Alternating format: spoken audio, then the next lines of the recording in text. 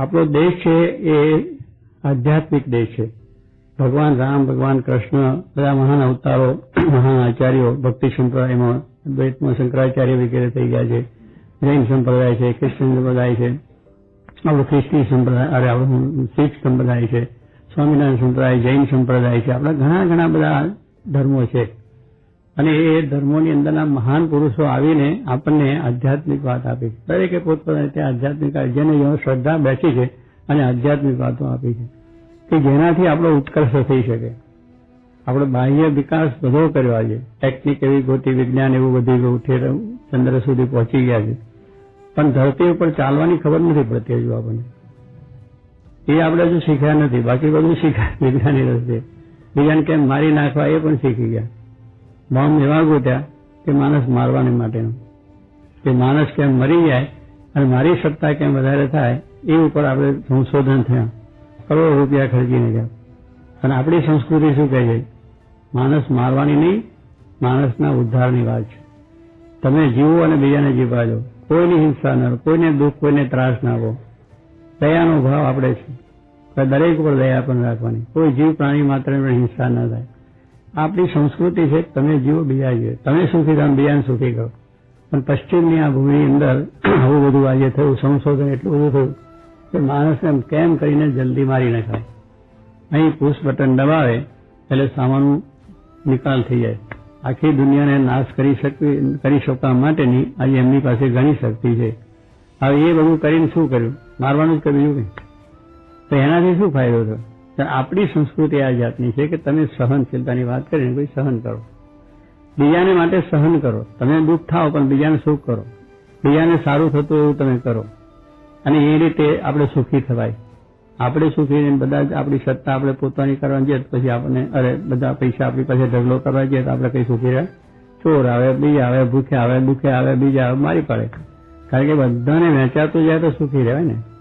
એટલા માટે તો આપણે સહકારી ભાવ ના કરીએ, ભાઈ હવને સરખો સહકાર મળી લઈને સર્વ રીતે બધા સારી રીતે સુખી રહીએ. એટલે આવી બધી ભાવનાઓ આપણી છે, શુભ ભાવનાઓ છે. આપણી શુભ ભાવના તમે આંખથી ભદ્ર જુઓ, સારું જુઓ, ખરાબ નહીં જુઓ. આપણા વેદો કહે છે આપણને કાનથી સારું સાંભળો, કોઈનું ખરાબ ન સાંભળો.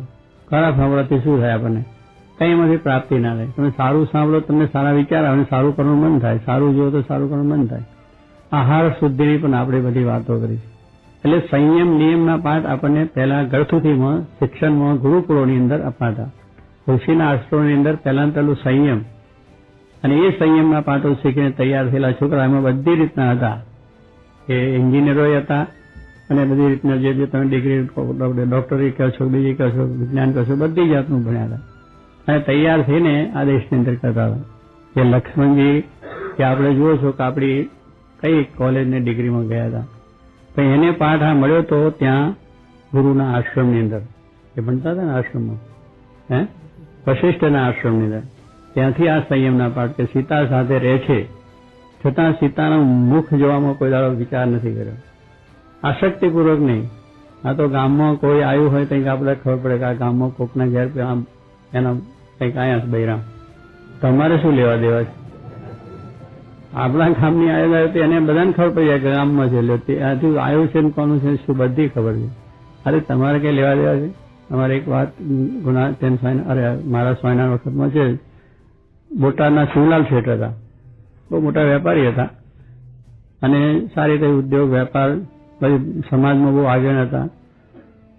સ્ટેટ ભાવનગર સ્ટેટમાં એમનું ગામ એટલે ત્યાં પણ સારા આગેવાન, સારી પ્રતિષ્ઠા હતી, વેપાર પણ સારો અને સ્વામિનારાયણના ભગત સારા ચુસ્ત ભગત થયેલા. એટલે એ પ્રમાણે એમના નિયમ ધર્મમાં બધું સારું હતું.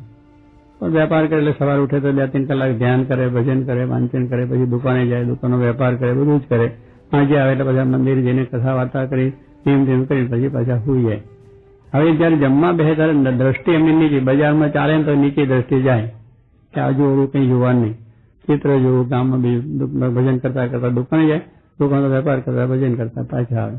પણ બાબા આડું કંઈ જોવાની વસ્તુ નહીં. જમવા બેઠા ને તો ભગવાનને સંભાળીને સ્વામિનારાયણ સ્મરણ કરીને જે કંઈ પીરસાયું હોય એ જે કોણ કઈ શીખ્યું શું છે એની પણ ધ્યાન નહીં રાખવાનું કોણ. પછી એક દાડો એમને પોતે બેઠા હતા અને કઈ શીરો કે સેવનું કઈ જમણ વાર કર્યું છે એટલે પેલું નાખવા ગયા ત્યારે સેવ વધારે પડી ગઈ, સેવ હતી પીરસવામાં. એટલે જરા આમ જોઈ ગયો, જોયું એટલે એમના સાડી હતા, એ આવેલા એટલે 6 મહિનાથી ત્યાં આવ્યા હતા, રહ્યા હતા, એ દરરોજ પીરસતા. પછી લોકો તમે ક્યાં રહ્યા? 6 મહિને થાળી તમારી પીરસું છું, તમારી થાળી 6 મહિનાથી હું પીરસું છું. કહેવાનું શું કે આટલો સંયમ, આ ભારતની સંસ્કૃતિ આપણી. એમ લક્ષ્મણજી રહ્યા ભેગા પણ વર્ષો સુધી શું એટલી સંયમના પાઠ આપણે ત્યાં અપાયેલા છે. તો આપણે એ સંયમના પાઠો ઉપર જો જઈએ તો પછી આપણે કેટલી બધું છે. એટલે આપણે ત્યાં મહાન પુરુષો થઈ ગયા છે એ બધાને ભૂલી ગયા આપણે. એમને જે આપેલા સંયમ નિયમના પાઠો છે કે જે કંઈ આપણા જીવનની અંદર સારા નીતિ નિયમનું ધોરણ આપ્યું છે, એ પાયાની વસ્તુ આપણે ભૂલી જઈને વિકાસ ગમે એટલો કરીએ તો આપણો વિકાસ કામ નહીં આવે.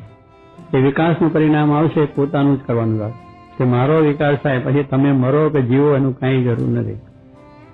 ભેળસેળ ચાલી છે આપણે, દવાઓમાં ભેળસેળ, ખાવામાં ભેળસેળ, અનાજમાં ભેળસેળ, દૂધમાં ભેળસેળ, દરેક તેલ ઘી બીજામાં ભેળસેળ જ ચાલી છે. પૈસા મળે બસ, પૈસા પૈસા પૈસા. હવે એનાથી ક્યાં આપણું ઉદ્ધાર થવાનું? પેલો મરી જાય ને પૈસા તમને મળશે ને તમારા પૈસા તમે પછી કેટલા રહેવાના? આપણા બાપ દાદા મૂકી ગઈને આપણે જવાના. પૈસાનું શું ભજન કરો છો? એટલું સારું થાય ને ભજન કરો તો કેટલું સરસ થઈ જાય. પણ કહેવાનું છે કે બીજો મરે એની પરવા નથી. આપણી સંસ્કૃતિ એ નથી, આપણે બધાને સારું થાય.